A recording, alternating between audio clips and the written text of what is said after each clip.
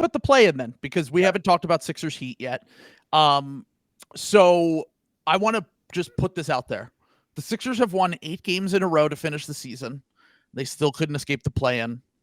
I believe they finished on the season 31-8 with Joel Embiid in the lineup with a plus 10.5 net rating. If this were a series, the Sixers Heat, I would take the Sixers in 6. But because the Heat are the luckiest team in the history of the NBA, and it's a 1-game sample, and all you need is Tyler Hero and, I don't know, DeLon Wright or Kevin Love or whoever to go bullshit mode. I know, just history tells us the Heat win this game. The Heat win this game because they somehow avoid the Celtics, who I actually think I'd still pick the Knicks over the Heat in a series, to be completely clear. But I think that they give themselves more of a puncher's chance in a Heat-Knicks matchup. The Sixers could definitely beat the Knicks, I think. And I think that the Sixers are going to have to fight their way into the playoffs in a 1-game scenario against, if they lose this game, against the Bulls or Hawks. And that will make me sweat it out and go down to the wire as well. And just for the chance to probably lose to the Boston Celtics. That's just the vibe of these franchises. On paper, the Sixers are way better than the Heat. Even when they haven't played their best game, when Joel plays, they tend to beat the Heat. But it doesn't matter. I'm just going on vibes this postseason, and on vibes, some bullshit player on the Heat can't miss in this game, and the Sixers lose despite probably, outplaying the Heat, and they somehow figure out a way, and Jimmy Butler decides to stop taking 7 shots a game, and Eric Spoelstra figures out a way to drive me insane. So let me channel Mammon here real quick. Let's say that happens. I'm guessing if it is Sixers Heat, the very first play of the game is going to be Haywood Highsmith falling down behind Joel Embiid while Kevin Love shoves him over him in like a chop block style injury. Because if they get to the next round, then all they have to do is do a Terminator style targeted strike on Jalen Brunson to like replicate the Giannis thing from last year. Sure. Because that is the weakness of this Knicks team right now, especially with Barrett out. If Jalen Brunson goes down, they're cooked. They are cooked beyond. They rely so much on Jalen Brunson, which I do not think necessarily like makes it easier to defend them, because Jalen Brunson's really good. Just that like they have no creation outside of Jalen Brunson, especially without Randall on the team. There's like 0 shot creation on the roster. And I could absolutely see Jalen Brunson game 2. Some stupid bullshit happens and he gets hurt, and then the Heat are sending that one to 7, and then the Heat get fucking whatever, the Bucks or the Pacers out of that series. Meanwhile, the Celtics and Sixers have another fucking 7-game slugfest in the 1-8 matchup. A week ago, we were like, the Heat are probably dead. But now that it's broke this way, I'm like, just think about the ways that it is. The Sixers did everything possibly they could in the last 8 games of the season, and it didn't matter at all. And they still will end up in a 1-game matchup. Play Embiid today, right? They still blew out the net. It didn't matter, right? Here's the thing. Yeah. I said this before when I was on the stream. This might just be me coping. I'm not really sure. But I think Embiid would have played today if it was you win and you automatically get the 6th seed. Yeah. But because it was, even if you win this game, you might end up in the play-in, I think they said, we can beat this Nets team who's resting half of their guys anyway without Joel, and they blew them out. It wasn't even competitive in the second half. And they probably said to themselves, is it more important to get Joel rest for this play-in game that we're probably going to have to play anyway? And I think that's what they banked on, because Joel, at one point, since he's come back from his injury, he did miss 2 games. They happened to win both of those games because they were against weaker opponents. And I think they were strategically trying to rest him as much as possible so that the knee could have more time to recover. And also, he did I don't know if he sprained the knee or if it was whatever, but he did hurt his knee on Friday during the game, and he came back in to the game because they looked at it and it seemed fine. So I'm assuming that they were like, our priority should be resting Joel. We actually, I don't know if you know this, Harrison, but we get an extra day for our play-in because the Flyers own the whole thing with the Sixers versus the Flyers has been the Flyers own the stadium. Comcast owns the stadium. So they want to build their own stadium here and gentrify our Chinatown neighborhood. Well, I think, they literally want to demolish Chinatown, I believe. Yes, basically. Is the plan. It's my understanding. Yes. I can't be sued if I just say that's my understanding.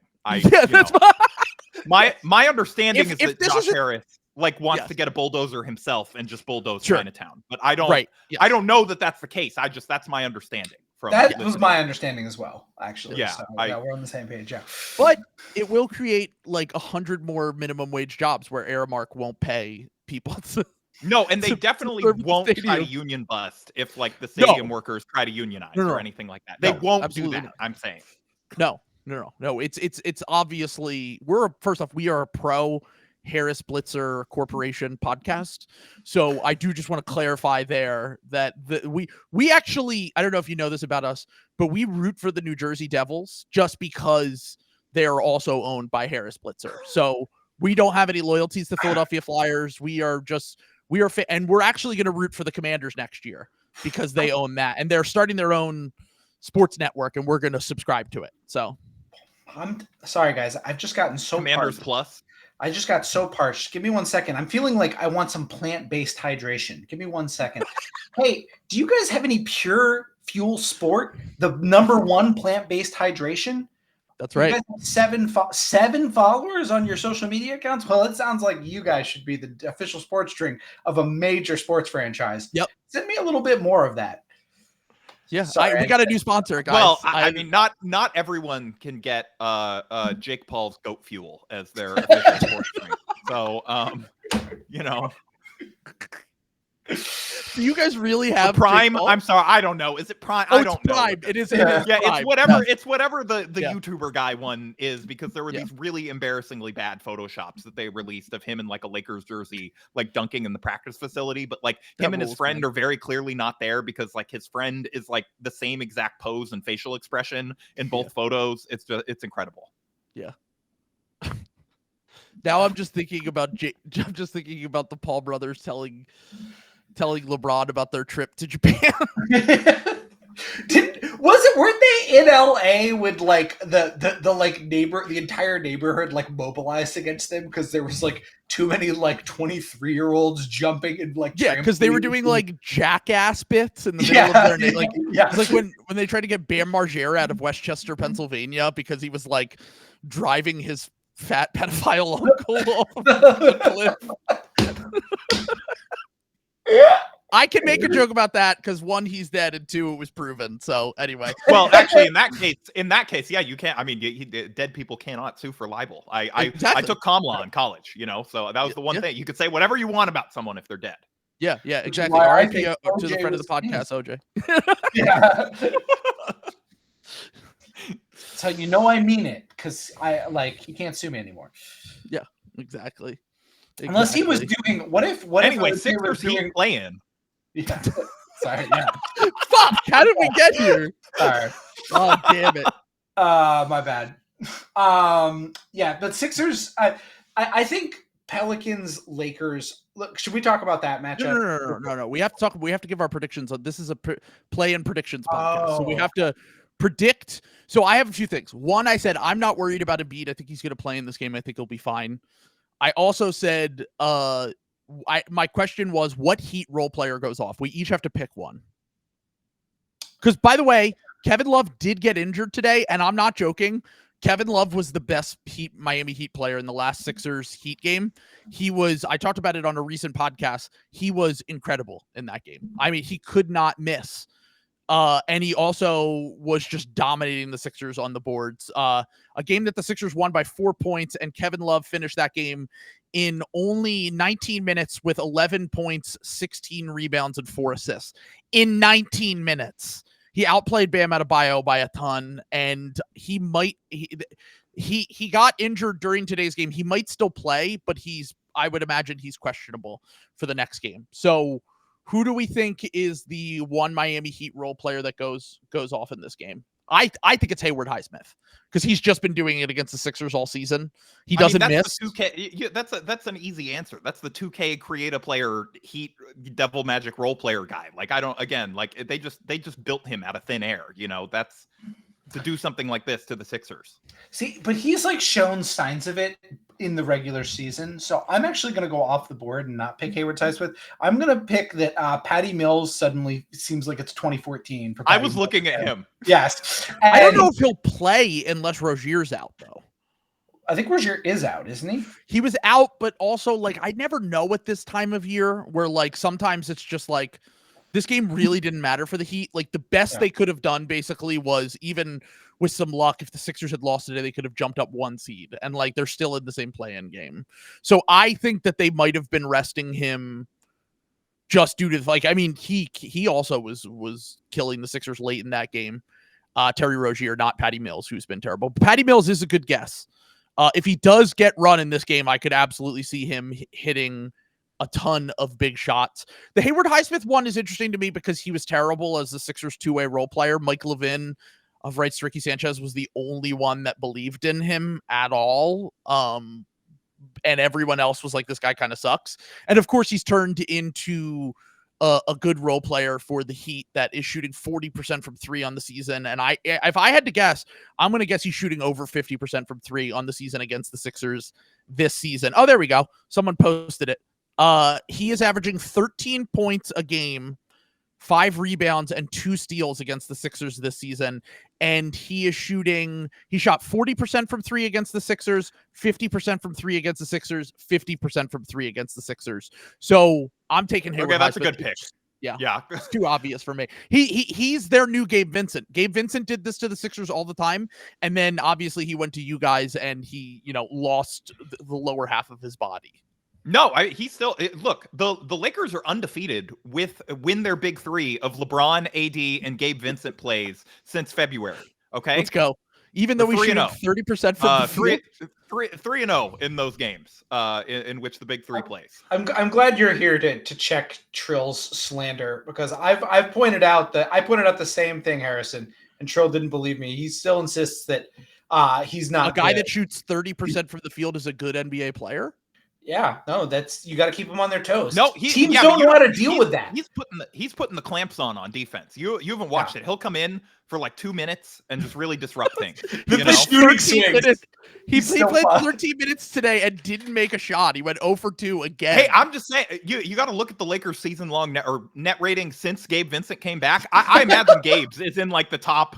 This is disgusting. Like probably 3. I can't even. No, it's insane. His plus-minus is positive every game.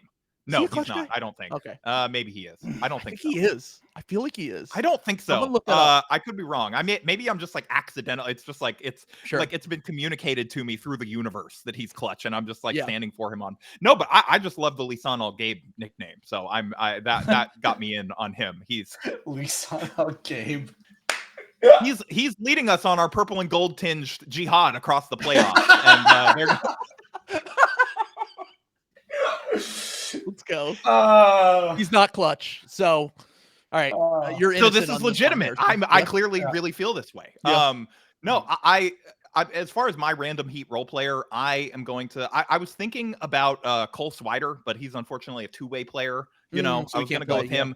So just because like it does feel like something that would happen to the Sixers that would drive you, Trill, specifically insane. That a guy who went to Villanova at one point, goes off against them in a play-in game. Yeah, that's why I'm dreading. There you go. I'm dreading the eventual Sixers-Knicks series if it does happen because I'll have to hear the soy face posting Sixers fans talking about how we should have signed all the Villanova guys when Dante DiVincenzo sucked for most of his career until last year. So really, really looking forward to that one. But we have to make our picks here. So I'm going with Thomas Bryant. Okay, so you're going. That's because a great one. It Especially does. Kevin Love doesn't play. high energy big, just like, he just like shoves Joel into the stanchion at some point. He's like, this is a man, we know that he doesn't lack for confidence. He was posting up on LeBron's, passing Kareem shot. There's that famous picture of him like making the post seal. He's ready to get the ball. Like, he is ready for this opportunity. He's like, it's finally time for me to face off against my number one rival with all these stakes, Joel Embiid, Yeah. So, and some would say the best Brian in Lakers history. Yeah, I would say that. It's hard to argue against. So who are we picking for the game? I'm still picking Sixers even after all this. I feel like, I don't know, the Heat are not a good team. Doesn't matter. But just there's such a clear path for them to Mickey Mouse their way back to the conference finals. No, they have. We can't have it. It does feel like the perfect thing to happen, where they beat the Heat, they beat the Sixers in the play-in game, and then they beat the Bucks, again in the 2-seed game. It's the Knicks, so it would be Jalen Brunson. They hurt Jalen Brunson is the path here. Which is totally possible because he's small and they have no scruples about hurting people to advance in first round matches. I mean, the Heat have never tried to injure Knicks players during a playoff series before, so I don't never do that. Yeah, I mean, either way, we're going to get either Spo versus Tibbs or Nurse versus Tibbs in the first round, which is the peak Stalin versus Hitler series. I'm going to pick the Sixers because I need this so badly. I need the Heat in round one, where they will not win a single game, and we can finally crush them like the bugs they are under the heel. Okay. So I need that very badly. I really need the Sixers to take care of business. Please, please, please send us the Miami Heat and end this for everyone. God, okay. Sixers do it. I need to watch Sam's reactions during a Celtics Heat series. Oh, this one is like the little bonus one for me. I will be very relaxed. I'll be having a great time this Heat Celtics series. I'm very calm. I'm going to just stick with, because I've been in on this Sixers team since Joel's come back. Everything's went right for them, and we still ended up here. So I'm gonna guess that Satan's team wins, and I'm gonna pick the Heat. I will be live streaming for that game, so watch it with me on Playback on Wednesday. I'll also be streaming for the Tuesday play-in games as well, so join me for those on Playback. By the way, it sounds like DeAnthony Melton also might be out in this game, so that is something to look out for, but the Sixers have been playing without him for most of the season anyway, so it's not like they're not used to not having him play. So yeah, last thing on that is I think whichever team gets out of this game probably wins the second play-in game. But I will say, I think if the Bulls or the Hawks, I think either of those teams could beat the Heat in a one-game matchup. I think that the Heat just play down to teams too often. And honestly, I don't even know if it's playing down. I think it's just their style of play. Like, they're just not that good. Yeah. And they could easily lose to like a hot jump shooting Hawks team, or like Alex Caruso looked like the best player in the court at times today during the Knicks Bulls game. Like, I could absolutely see one of those two teams upsetting the Heat and having them fall out. I would be very surprised if the Sixers, unless Joel gets hurt in one of these games, loses to either of those teams. So we'll see.